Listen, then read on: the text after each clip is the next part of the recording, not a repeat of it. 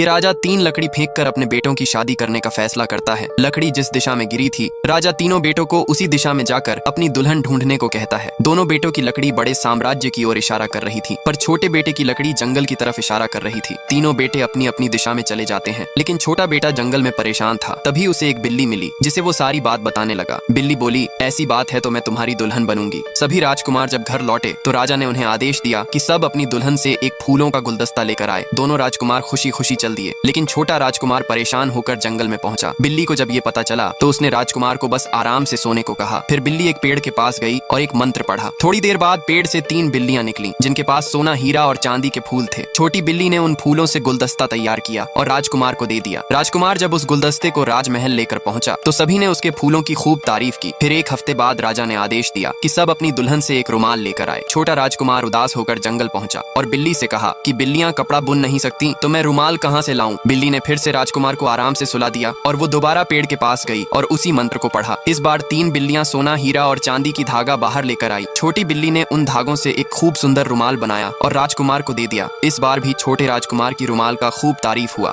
फिर एक हफ्ते बाद राजा ने सभी को अपनी अपनी दुल्हन को लाने का आदेश दिया। छोटा राजकुमार फिर से परेशान होकर बिल्ली के पास गया और कहा, मैं एक बिल्ली को महल में कैसे लेकर जा सकता हूँ। ये सुनकर बिल्ली ने उसे फिर से सोने को कहा और उसी पेड़ के पास गई और एक खास मंत्र को पढ़ा, जिससे पेड़ से तेज रोशनी निकलने लगा। बिल्ली जैसे ही उस रोशनी में गई, वो एक सुंदर राजकुमारी में बदल गई। राजकुमार जब जागा तो उसे देखकर हैरान हो गया। राजकुमार बहुत खुश हुआ और राजकुमारी को गले से लगा लिया। फिर जब दोनों महल में पहुंचे तो राजकुमारी को देखकर सब हैरान हो गए, क्योंकि छोटे राजकुमार ने कभी भी अपने दुल्हन के बारे में नहीं बताया था। इसी खुशी में 7 दिन तक लगातार उत्सव मनाया गया।